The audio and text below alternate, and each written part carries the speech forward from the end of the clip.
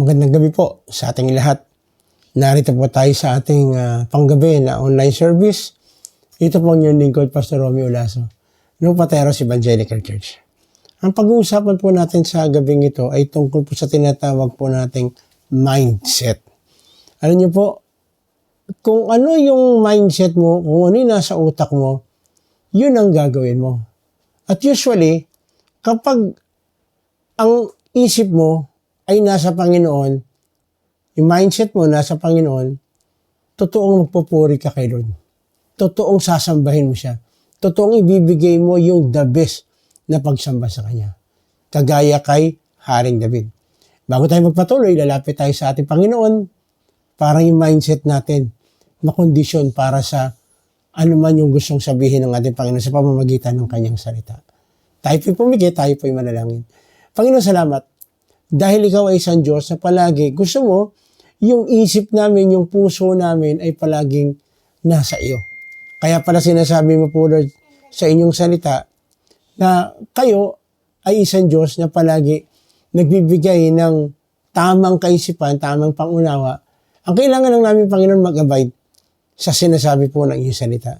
Kaya samahan, gabayan niyo po kami, turuan niyo po kami, bigyan niyo po kami ng maganda at maayos na kaisipan. At hayaan niyo po, Panginoon, ang mindset namin nakatingin, nakatuon sa sasabihin po ninyo sa gabing ito. Kailaningin po namin ito sa pangalan ni Jesus. Amen. Amen. So, kagaya nga po ng sinabi ko, kapag tama ang mindset natin, totoong pupurihin natin si Lord. Ito po yung nangyari kay David. Dahil tama ang mindset niya, unang-una, giving honor to the great Creator. Tingnan natin, ano ba yung nasa isip ni David? Bakit palagi nagpupuri siya sa Panginoon? No? Awit 145 verse 10. Magpupuring lahat sa iyo, O Yahweh, ang iyong nilang. Lahat mong nilikha ay pupurihin ka at pasasalamatan. Dahil nasa isip lagi ni Haring David na siya ay nilikha lang ni Lord, kaya naman lagi niyang pinupuri ang Lord. Bakit? Nakita niya kung paano siyang hinubog, paano siyang binuo ng Lord.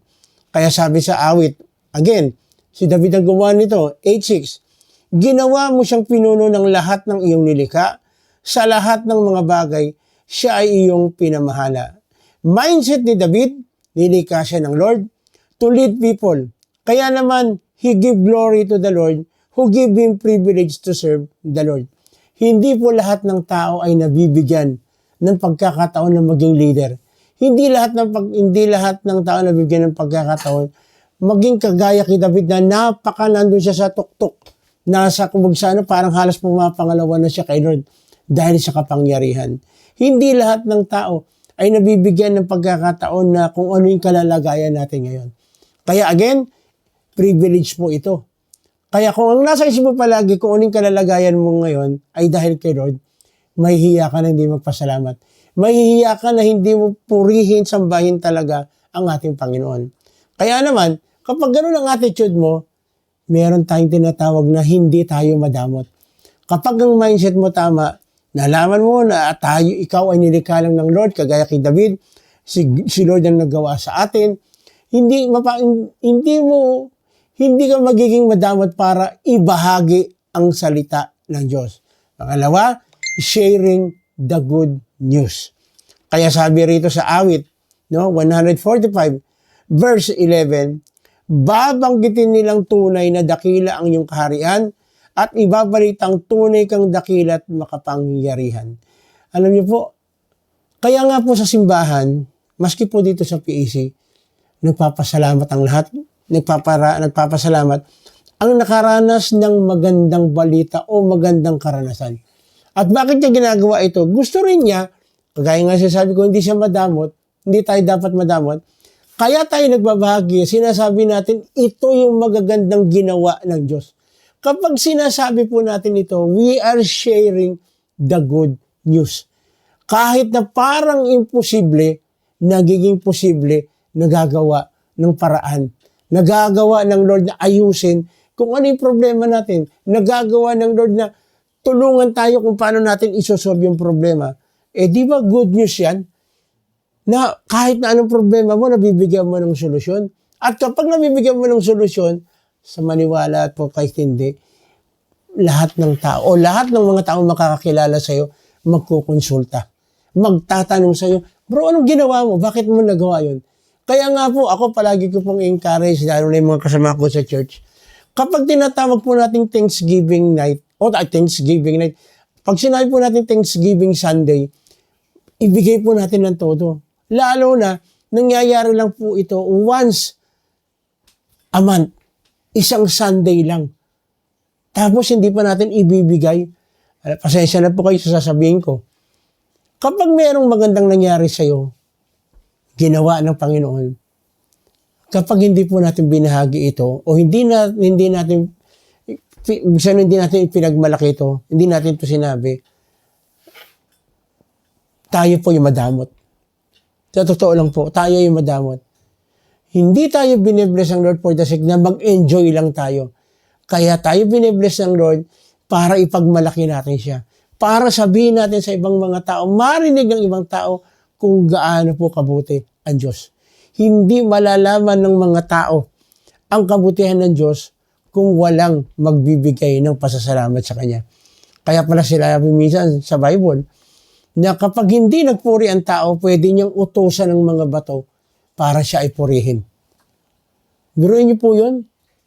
Pribilehiyo po natin na tayo pinagkalooban ng Diyos. Pribilehiyo po ng Diyos na tayo ay pagpalain. Pribilehiyo po natin na tayo ay palagi ginagawa ng Lord na channel of blessing. Ang channel of blessing, nagbibigay po ng biyaya sa mga tao sa pamamagitan ng pasasalamat. Tingnan niyo po yung falls. Yung falls po, yung bumabagsak na tubig. Alam niyo ba na dahil sa ganda nito, marami nagpupuri, nagagamit siya, hindi tumitigil yung bagsak ng tubig. Kaya pag nakakita ka ng falls, pwede mo sabihin, wow, napakaganda ng ginawa, nilikha ng Diyos. Pero yun hindi na uubos. Yung falls, dire-diretso yung tubig, hindi na uubos. Kasi ang gumawa, ang nilikha, para pagandahin yun, unlimited na Diyos na magpala. Kaya nakakatawa, tignan mo lang yung falls eh. Alam niyo po, pagka tumingin ka ng ganyan, matutuwa ka na. O kaya yung dagat, tignan mo na lang. Bakit hindi natutuyo na, ang tindi ng araw, bakit hindi natutuyo? Blessing po ng Lord yan. Blessing po yan sa mga isda. Paano kaya kung matuyo yung dagat? Wala ng tubig. Kawawa naman yung mga isda. Kung yung mga isda inaalagaan ng Diyos, how much more kaya tayo? Mas mahalaga tayo. Mas meron tayong halaga sa ating Panginoon. Sharing the good news. Kaya sinabi po rito sa awit 145 verse 12, dakila mong gaway upang matalastas ang lahat ng tao, mababatid nila ang kadakilaan ng paghahari mo. Ang paghahari mo ay sadyang walang hanggan, hindi magbabago. So again, dito pinapakita, si Lord pag nag-bless sa tao, Andy. Ang tanong lang, paano mo ito ipangangalandakan? Paano mo ito sasabihin sa ibang tao? Napakasimple po. Sa pasimpleng totoo natin, sa pagbibigay-pugay natin sa Panginoon, pagpupuri sa Kanya, talagang masasabi natin na napakabuti ng ating Diyos. Again, alam po ninyo, pag nag-share tayo ng mabuting balita, meron pong magandang nangyayari. Pangatlo, giving hope to all. Awit 145, no? Di ka bibiguin sa bawat pangako sapagkat ang Diyos ay tapat, ang kanyang ginawa kahit ano ito ay mabuting lahat. Kapag mindset natin, laging lahat ng nangyayari sa ating buhay ay dahil gusto ng Lord na tayo ay mapabuti, we will always give honor Him.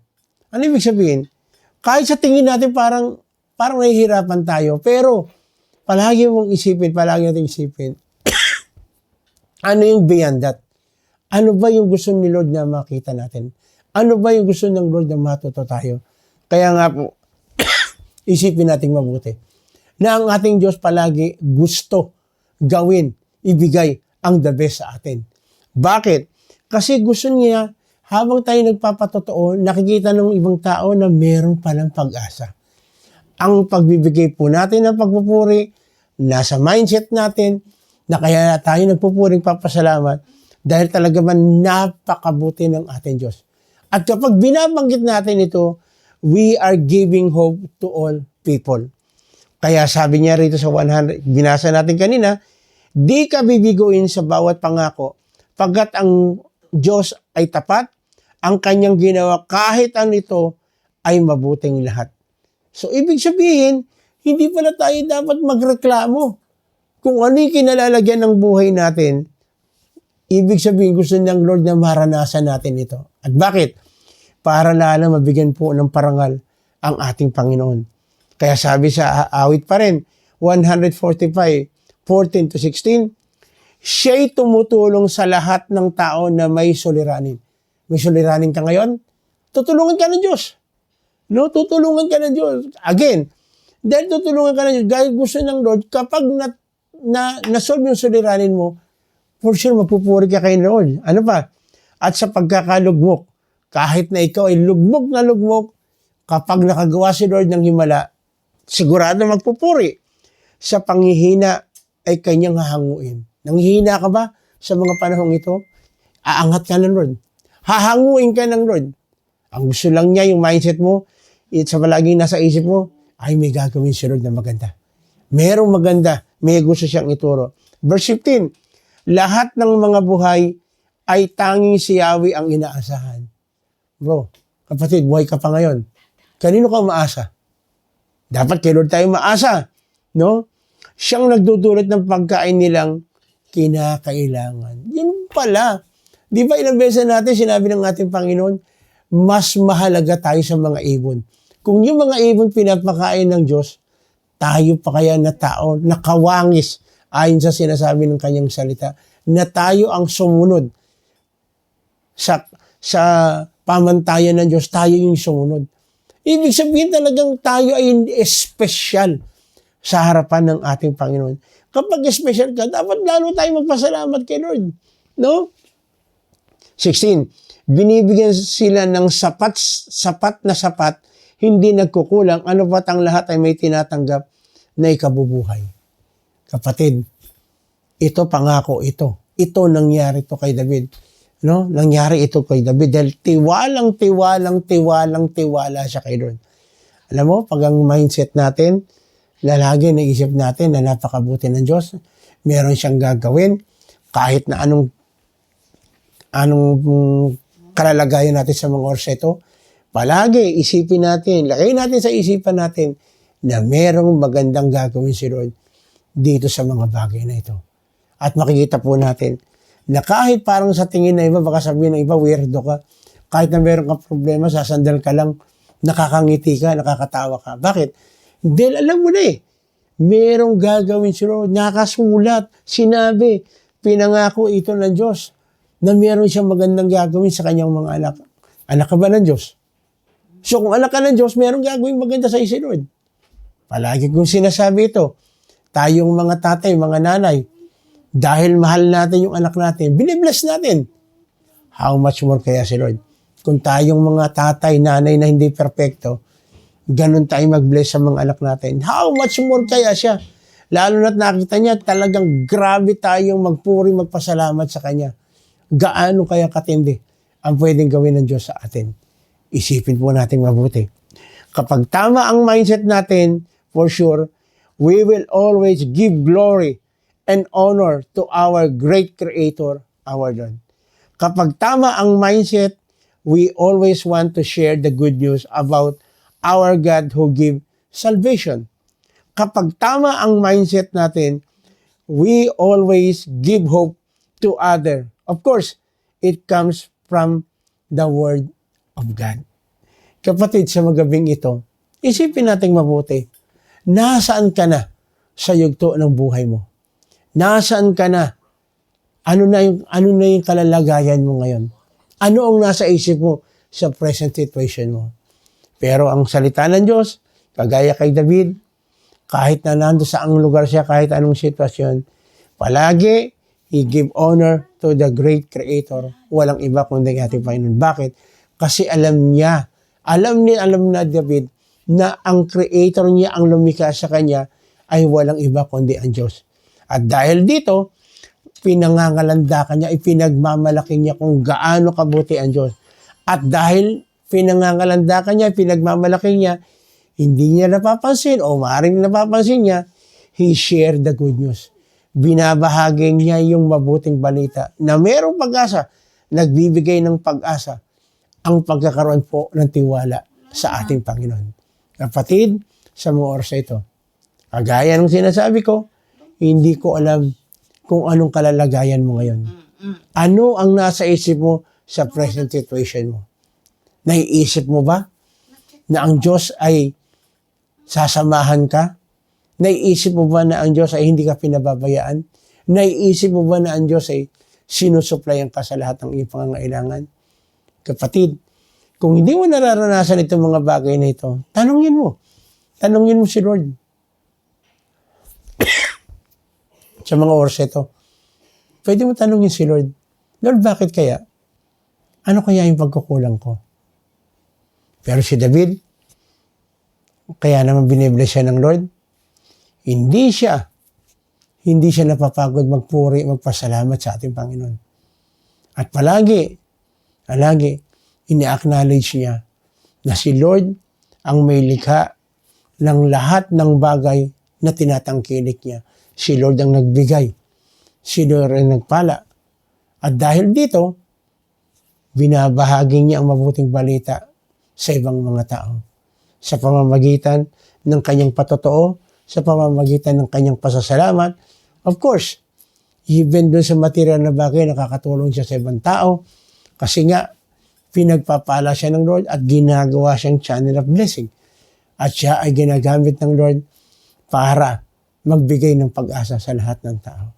Kapatid, ang salitang binasa natin sa gabing ito ay nagbibigay ng pag-asa. Kagaya kay Haring David, sa mga oras na ito, meron kang kabigatan. Ito yung pagkakataon. Gusto ng Lord maranasan mo yung kanyang himala. Gusto ng Lord maranasan mo yung bagay na nakakabigat sa iyo na kinakaya mo kasi. Kung minsan mga bagay na parang akala natin kaya natin, pero hindi. Kailangan natin si Lord para tulungan tayo. At kung kapatid, kung ito'y nararamdaman mo sa mga oras ito, anyayahan kitang sumunod ka sa panalangin na aking gagawin mo na sarili mong panalangin ang panalangin ito. Panginoon, sa mga oras na ito, lumalapit po ako sa inyo, humihingi po ako ng tawad. Na kung minsan, o baka madalas pa, hindi kita nabibigyan ng glory, hindi kita nabibigyan ng honor sa aking buhay, sa aking pananalita, sa aking pag-iisip, sa aking paggawa. Lord, patawad. Patawad, Lord.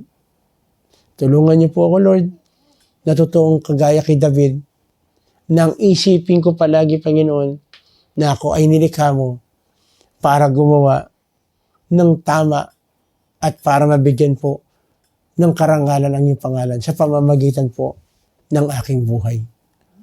Tulungan niyo po ako, Panginoon, na totoong makasunod ako sa sinasabi po ng inyong salita. Salamat po, Lord, sa mabuting balita. Dahil sa pagkakataong ito, mayroon palang mga bagay na pwedeng gawin ng Diyos sa akin kung ako lamang ay lubos na nagtitiwala. Kaya Lord, tulungan po ninyo na tumaas po yung level ng aking faith sa inyo. Salamat, Panginoon, sa pag-asa na binibigay mo para po ako'y magpatuloy at patuloy na maglingkod para sa iyong pangalan. Tulungan niyo po ako, Lord, na huwag akong humiwalay sa inyo. Huwag po akong humiwalay sa inyo. At sa mga oras na kapatid, meron kang physical na karamdaman, isa ito sa gusto ng Lord na tulungan tayo. Bigyan tayo ng kagaling kalakasan. Kaya meron kang karamdamang physical, ito yung pagkakataon, samantalahin natin. Lumapit tayo kay Diyos. Lumapit tayo kay Lord. Sabihin natin, kung ano man yung ating karamdaman sa mga oras ito. Sige, nakikinig siya. Ang faith natin, yung tiwala natin sa Kanya, ang magbibigay sa atin ng pagtugon ng Lord sa ating kahilingan. Yes. Yes. O meron kang kaibigan, kakilala, mga mahal sa buhay na may karamdaman, sige, sabihin mo sa Panginoon, Lord, tulungan niyo po ang aking kapatid, ang aking magulang, aking anak, ang aking kaibigan, aking kapitbahay, kasama sa trabaho, sa eskwela. Kayo po, Panginoon, ang magbigay ng kagalingan sa kanila. Emotionally, ilingin natin sa Lord na matuto tayong magpatawad, matuto tayong humingi ng tawad. Ayaw ng Lord emotionally, meron tayong hinanakit o galit kahit kaninong tao. Gusto ng Lord palaging malinis ang ating puso na hindi tayo mag-iisip ng pag-iimbot sa ating kapwa. In Jesus' name. In Jesus' name. In Jesus' name. Hallelujah. Hallelujah. Kaya na rin, Panginoon, maaaring sa mga oras to, kapatid, nahihirapan ka, hindi ka makahanap ng trabaho. Ang Lord, siya ay palaging isang Diyos na magsusupply ng pangangailangan natin. Tulungan tayo ng Lord, makahanap ng trabaho natin pagkakitaan, yung trabaho na hindi maglalayo sa atin, sa ating Panginoon. In Jesus' name. Kaya na rin, Panginoon, tinataas po namin sa mga oras ito, aming mga kapatid nagdiriwang ng kanilang kaarawan o kanilang anniversary. Ikaw po, Panginoon, ay isang Diyos na nagbibigay ng pag-asa, nagdudugtong ng buhay, dahil gusto po ninyo, Panginoon, ipagmalaki namin na again, dinugtungan mo ang buhay po namin. Again, dinugtungan niyo po ang pagsasama ng mag-asawa. Yes, Lord. Hallelujah. Hallelujah. Kaya na rin, Panginoon, patuloy po, tinataas namin ang bansang Pilipinas. Salamat, Panginoon, unti-unti nakikilala na ang Pilipinas. Unti-unti, Panginoon, yung kabutihan ng mga Pilipino ay natataas.